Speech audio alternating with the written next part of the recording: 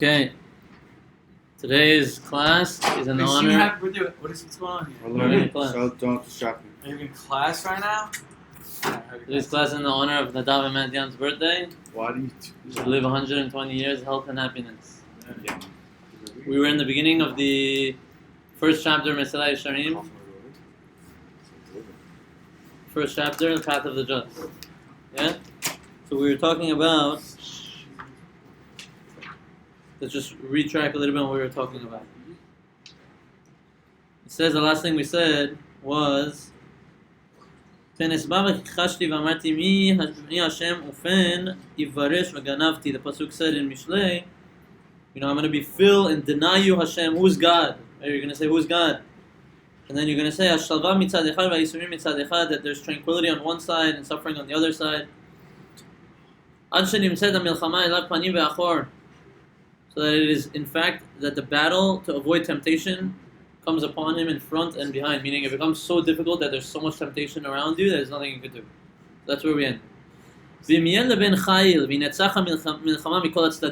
you be very powerful and very strong, and you overpower your Yetzer Hara, and you overpower Yetzer Hara from all sides, We're trying to learn.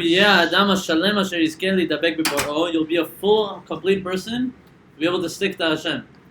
If you be able to overcome that Yetzer Hara, and he says, "V'yetzeh min haprosdor hazeh v'yikanes letraklin or be'or ha'chaim." You will exit this waiting room, so to say, and you'll enter into the. We started doing 5 o'clock. Yeah. You'll exit the waiting room. You know, we talked about last time how there's like the hallway to get to the VIP room. Yeah. That's this world to get to the next world. You're saying you're gonna exit the waiting room. That's the hallway, and you're gonna enter into the real world of light. The light of the world to come, if you be able to overpower Yetzer Hara.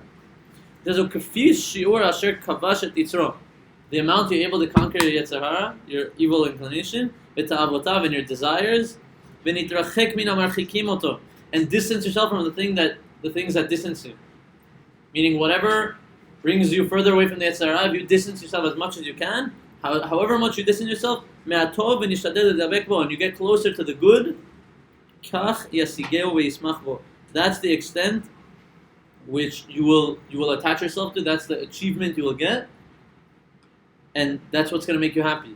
Meaning, the further away from the evil inclination you are, and the closer you are to the good and to Hashem, the more reward Hashem will pour out onto you. The happier you will feel. Meaning, you can go your whole life living in the Yetzer Hara's hands, and you might think you're happy. There'll come one day you wake up and all of a sudden you realize, well, I'm not happy. I'm missing everything. And you realize, because I was in the Yetzer Hara's hands the whole time. Once you conquer the Yetzer Hara, there's another Yetzer Hara. Since we're all at work, I'll tell you guys Yetzer Hara at work. Yetzer Hara tells you, the longer you work, the more money you make. This is the rule. And I'm sure those of you who have more experience in work know that that's not true. Of course, you need to put hishtadlut, you need to put effort to work. How much, depending on how much you need and what you're doing. But Sha'ar Bitachon, Rabbeinu Bechayei, he says he talks about over there trust. He says when a person trusts in Hashem that he does his effort, a person will do his effort and Hashem will pour out the rest. You don't have to do more than your effort, less than your effort. When you get home, you need to be checking your emails in the middle of the night. For those that are married, you have to be checking your emails with your wife and this and that, and she's standing there waiting for your attention, and you're working all day long. You're a workaholic. Is that what we need to be? So Sha'ar Bitachon, he says that the more trust you have in Hashem, the less you need to work to achieve that goal. Meaning, you can make the same amount of money by filling those extra times where you really would be working and times where you don't need to by trusting in God. Saying that I believe that Hashem will pour out the bracha, all I have to do is do my effort. And He'll take care of it. And yeah. You mentioned Yetzer Hara and the. It's birthday boy, by the way, speaking. And Jacob mentioned to me that there's multiple Yetzer Haras. Like, how many are there? What are there? Okay, so I always thought there was just like one, the devil, whatever, pulling you to do the bad. Right. So it's sort of have the right idea, but not exactly. It's not like Yetzer Hara, again. It's not a physical creature. Yeah, no, I'm just. Right? It's something in your conscious, in your head. So you wake up and your conscious will tell you to do something bad. And then there's another thing, the conscience will tell you to do something good. And that, in non-Jewish terms, it's the devil and the whatever, it's the good angel. That's not how we exactly define it, because those, they bring them the physical creatures that we don't have. There's What he means is that there's multiple yetzer haras, there's multiple evil inclinations you can get. Meaning you'll have one evil inclination to do this thing wrong, to go and eat non-kosher, or to go and do something with this girl that maybe you're not supposed to before you're married. You know, there's multiple different types of inclinations, but not like different creatures that affect you. There's one. You understand what I'm saying? Okay. He says here, "V'im ta'amik od be'inyan." If you go deeper into the matter, "Tir'eh ki ha'olam nivra l'shimush adam." You'll see that the world was created for our purpose, for us, for our use. What does he mean? Jews or people? Simply, he says people, for the use of men. That's what he's saying. He says, "Omnam hinehu omed b'shikul hagadol." Saying still, the world stands in great balance. What does he mean? If you run away from Hashem, you run away from your Creator, and you distance yourself, you're going to be destroying, you're becoming destroyed yourself. And not only you, but you're destroying the world with you. The Gemara says, you have to say every single day, the world is created for me. Every single day you have to say this. Why? For each and every one of us specifically, God created the world. He doesn't need the world. He created the world for us. He created the world for us to use, to benefit from, to enjoy. He doesn't need it. He didn't need to create us at all. He didn't need to create the world at all. So now, when we distance ourselves from Hashem, we're not only ruining ourselves, we're ruining the world too. Don't think that, I'm just responsible for myself. Kol Yisrael Aravim says that all the Jewish people are responsible for one another. And he says, if you are in control yourself and you stick to your Creator, and you use the world just to get closer to Hashem. That's why you use the world. If you use the world just to get closer to Hashem, he says, you will start growing in tremendous amounts, and the world will be growing with you. Meaning, you can literally pick up the world yourself, all by yourself, and raise the world up. Beast. Each and every one of you. Don't think down of each and every... Hashem gave you a neshama. Because you have a soul, that means you have some certain power in a spiritual sense that you can raise the whole world up with you. You can make it, think about it like this. Who was saying this? Rabbi Adam said in the name of Rabbi Ben Chaim, a parable. There's this guy who's into archery. And so he goes out in the field, archery, the bow and arrow and everything. He pulls it out. He's very good. So he's aiming, and he has a target right there. And like right before he shoots, he moves it a centimeter up. 2,000 miles out. He moves it a centimeter up. He moved it a centimeter up over here. It changed it like 100 feet over there. Like it missed the bullseye by 100 feet. How's that possible? The answer is your one little inch of movement over here can make a huge difference in the long run. Meaning every single one of your decisions today have huge, huge, huge ramifications for your children, for your grandchildren, your great-grandchildren, all of them. Their whole lives are dependent on your decisions today. Whether you decide if I should wake up at 8, 8:30 or 9, whether you decide if I should go to Kanisa tomorrow or not, whether you decide if you should put on tefillin or not, whether you decide if you should go to work tomorrow or not. All of these decisions have huge ramifications in the future. And you'll think, but it's such a tiny decision. Should I invest in Neo? Should I not invest in Neo? Joe was probably thinking. Because I already own the company. He's learning stuff. Nothing, don't worry. We got nothing. So he's thinking, should I do that, should I not? Did he think that whenever he bought Neo that something like this would happen? Yeah. Yes. Joe maybe did. Joe maybe. But did he realize that if I bought That's one... because he believes in Hold Hashem. on, let's put it like this. What's the difference if you buy 100 more shares, 100 less shares at $2? What's the difference? The difference is the future. You don't know. Your one little centimeter of a decision today will make huge marked changes and ramifications in the future. You have to keep that in mind every decision you make. It's not you you're affecting. It's your whole lineage. And he says, Kihina ilui gadol hu lebriot kulam. Says it's a huge elevation for all of creation. Biyotam mishamshei ha'adam hashalem ha'mekudash v'kedushato yitbarach. That when they're used to serve a spiritual perfected man, and mekudash v'kedushato yitbarach, who's sanctified with Hashem's kedusha, with Hashem's sanctity. Meaning your usage in this world is so holy. When you use it for spiritual matters and you do it for good things, you raise the world to different levels that you never thought to imagine.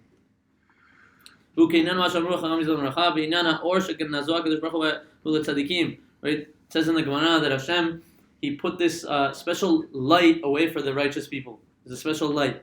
Mesillat Yesharim, this is what it means. Kivan shera'a or shekenazah HaKadosh Baruch Hu l'tzadikim. Since Hashem showed this light to the righteous people, that He hid away, He put it away, He showed it to them, samach, He became happy, Hashem, so to say. Shneimar tzadikim yismach. As it says, and the righteous, or not he became, sorry, the light became happy. Whatever that's supposed to mean. That this light, Shneimar or tzadikim yismach, the light of the righteous people became happy. Meaning, there's a spiritual light that Hashem puts away for the righteous people. That's why when you look at someone's very spiritual, very righteous, you see there's a certain light that lights up his face. You ever see that? You know what I'm talking about? You know what I'm talking about? With you. There's a certain light that lights up spiritual people. Hashem puts this special treasured light away for the righteous people to light up their face. I see it on you sometimes, specific days. It's literally always on. It's crazy. On a good day. Depends on the day. You have that light. Today he has the light. Like birthday boys, the light shine. Okay? ובעניין אבני המקום שלקח יעקב ושם מראשותיו, with regards to the stones that Yaakov took and put next to his head, אמרו, it says אמר רבי יצחק מלמד שנתקבצו כולן למקום אחד והייתה כל אחת אומרת, Allah yaniach tzaddik ראשו. Everyone gathered together and said, let the righteous person, let Yaakov, who's such a tzaddik, let him rest his head on our bodies, on us. And not on the stones. They were all willing to be his pillow for the night. That's the way we're supposed to view righteous people. That's how Hashem views righteous people. He's willing to come down and give His spiritual light to these righteous people. It says, on this matter, they informed us about this in the Midrash. They said, see God's act, see His actions. What does that mean? When God created the world, He created Adam. Created the first man. He took him to all the Midrash says. He took him to all the trees in Gan Eden, and he said to him, "Look at my actions. Look at my creations. Look how nice they are. You ever take a second, walk outside, look at all the trees in the spring, in the summer? I love it. It's gorgeous. Hashem did this with Adam HaRishon. He took him to all the trees and showed him. He said, look at all my creations. Look at everything. And everything I created, he tells him, I created for you. Look around. Everything here is yours.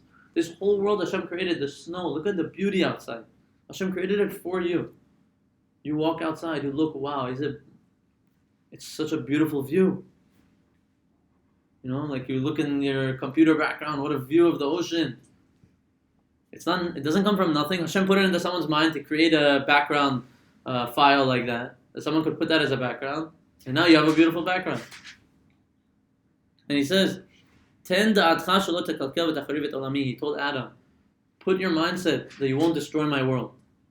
Don't destroy my world. I gave it to you. Meaning, you're here to enjoy the world. You're here to enjoy the world. Just follow in what I'm telling you. And enjoy it. And don't destroy it, because it's for you. He says this is the general rule. Ha'adam lo nivra ba'avur matzavo ba'olam hazeh. This is very, very important. You need to write this down. Man was not created for his situation in this world. That's not why he was created. Ella ba'avur matzavo ba'olam haba. Rather, he was created for his situation in the world to come. This is very, very important. People get lost in all the little details of this world, and they forget about the reason why we're here. This world is the middle grounds to get you to your purpose in the next world. Meaning, obviously, we're not supposed to do everything for the next world, but realize in your head why you're here. Everyone who comes here, let's be straight up, everyone dies. No one's lived their whole life here. They live, they die, they go away. Where do they go? They go up to the next world. They go up to Olam Haba. That's the eternal world, right? In this week's parasha, we have Kaberet Avicha V'Timecha, honor your parents. And then it says, L'man yarichun yamecha, so that you have long life. What does it mean, long life? It doesn't mean long life in this world. Because then a person will say, I'll honor my parents to the most extent. And then what happens? They die at 120. You're not going to go so much further than that. It's talking about long life in the next world, in the eternal world. The real olam, the real world, why we're here. This is the middle ground, everything we're doing here. These words of Torah right now that we're listening to, that we're speaking. If it's eternal, like how much longer do you need? How much longer do you need? The What the saying? Oh, okay, very good, very good. I'm going to tell you a story to explain that question. But before we get to that, just understand that every single thing you do here, every word of Torah that you listen to, it's giving you crazy schar, crazy olam haba, crazy world to come. You don't know what this 30 minutes is doing. You don't know. You're loaded up there. It's awesome to me. It's a dog. So to your question, there's this guy who says, I want to fulfill all the mitzvahs, but I want to do it in the most lenient way. I'm the kind of guy like that. I won't touch a fire on Shabbat, but I'll have a non-Jew come pick me up and drive me wherever I need to go. He's not doing anything. What am I doing, right? I won't touch the lights, but I'll have my non-Jew come and touch the lights and turn on the TV for me and do my work for me. I'll come into the office, but I won't touch the computer. I'll have the non-Jew do it for me. He'll sell my calls and do everything for me. Right? I'm going to a different extent, but understand, he wants to take all the leniencies. Whatever approach he can find a leniency in, he takes it. So at the end of the day, let's say he fulfills the mitzvah. He himself is not doing something wrong. Let's say he himself says, you know what? I'll put on tefillin, but I'm just going to put on for 1 minute and take it off. I'm not going to do the whole prayers. I'm still fulfilling the mitzvah, but not to the biggest extent. So when he gets upstairs, he comes into the world to come. They bring him in. They first walk by the mansions. Moshe Rabbeinu, Avraham Avinu. They see the biggest houses. They keep going. Their children, their grandchildren, the biggest tzaddikim. Finally, they get to the more modern houses, and they see okay. He's like, "Where's my house?" Like, "Oh, we're almost there. We'll keep going. Keep going. Finally, they get to the end. There's no more houses. He's like, "Where's my house?" He's like, "You see that little dog house over there? That's yours." So the guy's like, "What are you talking about? I did all the mitzvot." He's like, "Yeah, you did all the mitzvot, but you did them all b'diavad. You didn't do them to the fullest extent. So we're gonna give you a house that's not to the fullest extent." Understand? So yeah, to an extent, the person, he doesn't need more in the world to come. He doesn't need eternal, meaning it's an eternal world. But the more you do here, the bigger your portion is over there. That's the point. Understand? And it's kind of going back on that point that we said, that every one of your decisions today, Ellie's decision to walk into the room right now, right before we start the class, you think Hashem didn't put it in his mind to walk into the room right before I got here? Hashem knew he was getting into it. But he made the decision to walk into this room and stay. And for that, just staying, even if he didn't hear a word, you heard a lot already, but even if he didn't hear anything, just by staying here, he got so much reward upstairs already. And he says, Al ken timtzam amrei chachamenu zechronam bracha, rabim kulam b'signon echad, medamim ha'olam hazeh le'makom uzman ha'achana. Saying, all of the chachamim, when they talk about this world, they refer to it in a style that it's just a preparation.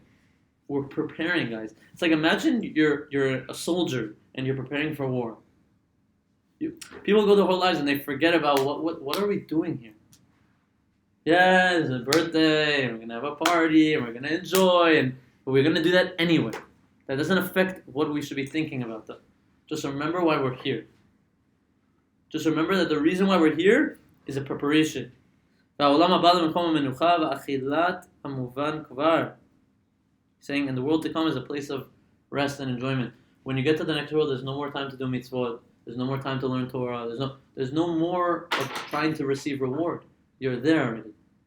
It's like, I'm going to give you a very nice parable, and you're going to love this. Joe, listen to this. Joe, you're going to like this. This world is a preparation to the world to come. So it's like a nice parable. You have a group of guys, they're in tickets business. They're in the tickets business. And what happens? In the tickets business, all of a sudden, a huge plague comes to the world, and tickets go nuts. They go bankrupt. Go out. And finally they're praying and they're praying and they're praying, and slowly the virus goes away, and it's coming back and it's coming back, and they finally get their tickets back, B'ezras Hashem, and they start selling and they start selling and they start selling. And they had, let's say, 1,000 tickets, whatever they had, and they sold 900. And comes the day of the game, they're trying to get rid of as many tickets as they can. So what do? They start lowering their prices or whatever, and they get rid of another 50. They have 50 left, and the game starts. And there's nothing else they can do. You're stuck with the 50. Okay, let's go to the game, whatever. But the other 48 or whatever it is are stuck. What do? The game already started. Once the game started, there's nothing you can do. This world and the next world is the same thing. You have time over here to grab as many things as you can. Grab as many mitzvot as you can. Listen to as much Torah as you can. Pray as much as you can. People tell themselves, I'm praying. If I pray too long today, it's too frustrating. Why are you looking at how many times you have to pray long? Right now, I'm praying Mincha Arvi. Let me pray as much as I can just to ask Hashem for whatever I need. Tomorrow, when tomorrow comes, if I feel like I want to do that again, I'll do it again. If not, not. You don't have to think about how many times I have to do it. But once the game starts, once you get to the next world, there's no more getting. That's it. You're at the game. You can't sell the tickets anymore. You can't get any more money. You can't get any more mitzvah. The time is now. Imagine you have the tickets and you need to sell now. It's time to get those mitzvah. You understand? And he says here, "V'hu ma she'amru, ha'olam hazeh domeh leprosdor, kmo shekatavti le'el." Right? You said this earlier that the world to come, this world is like a hallway, so to say, to the world to come. Like the parable we brought earlier. There's a parable we brought earlier also. The Gemara says, today, it's time, right now is the time to do. And tomorrow is the time to receive. Misha tarach be'erev Shabbat yochal b'Shabbat. Someone who worked hard on Friday to cook food for Shabbat, they're the ones who are going to be eating on Shabbat. What's the reference? Someone who works hard in this world, they're the one who's going to be eating in the next one. If you don't work hard in this world and you want to sleep a lot and you want to do a lot, what are you going to... If a person says, you know what, I want to eat a lot on Shabbat, but they decide not to cook anything, what's he going to have on Shabbat? He's left with nothing. What you have on Shabbat, what you have in the world to come is based on what you have here, what you do here. This is good. This world is analogous to a dry land. And the world to come is the ocean. You can go on many, many more of these parables. But he said, let's stop over there. And he says, it's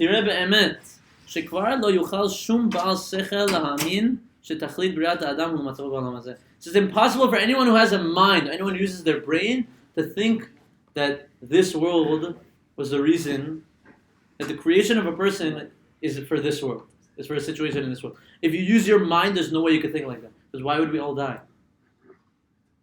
Why are we all leaving? What's a person's life in this world? Or someone's happy in this world. Maybe you'll have 70 years. Maybe 80 years if you're brave. Hopefully I have 1 year 120, but what's 120? In the next world, there's much more than that. At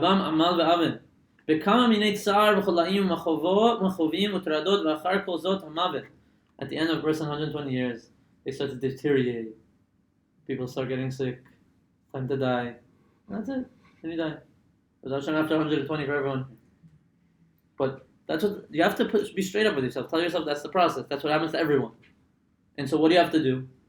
It says, he's saying, even one person in 1,000 will not be found. Who can say that the world gave him abundant amounts of pleasures and tranquility. And he says, even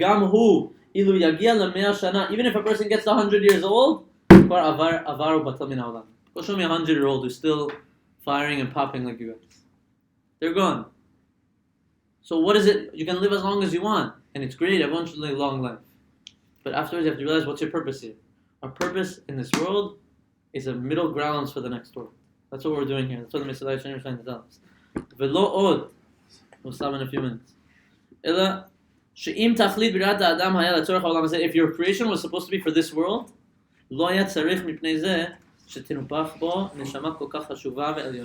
you would not need such a high-level spiritual neshama, soul.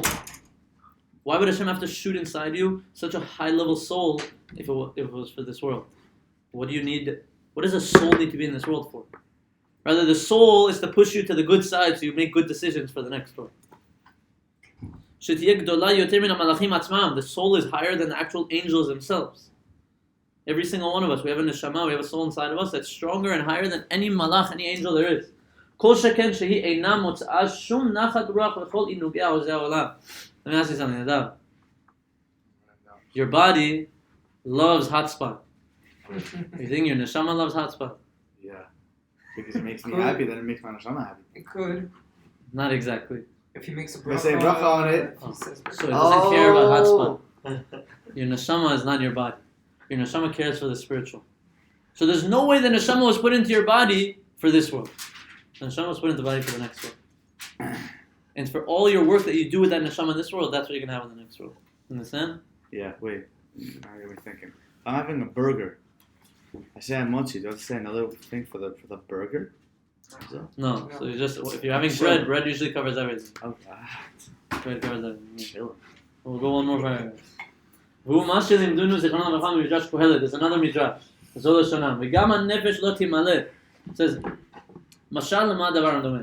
it says in the midrash, it says in the pasuk, the soul is never satisfied.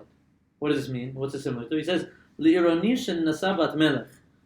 a guy who's a simple villager, and he marries the daughter of the king. Simple guy, he goes and marries the richest guy's daughter. Okay? You can bring her anything in the world. She doesn't. That's not important to her. You could bring her the nicest sandwiches from Hot Spot. She's like, I get steak from Doma. You think I want Hot Spot? That's what she's telling you. Right? So she's Bat Melech. She's daughter of the king. Kach hanefesh. That's the same thing with the spirit, with the soul. You can bring her all the enjoyments of the world. Bring your soul anything in the world you think it enjoys. It's not worth it for her. The soul doesn't care for those things. Lama, why? Shehi mina elyonim. The soul is one of the highest spiritual things in the world. It's higher than the angels.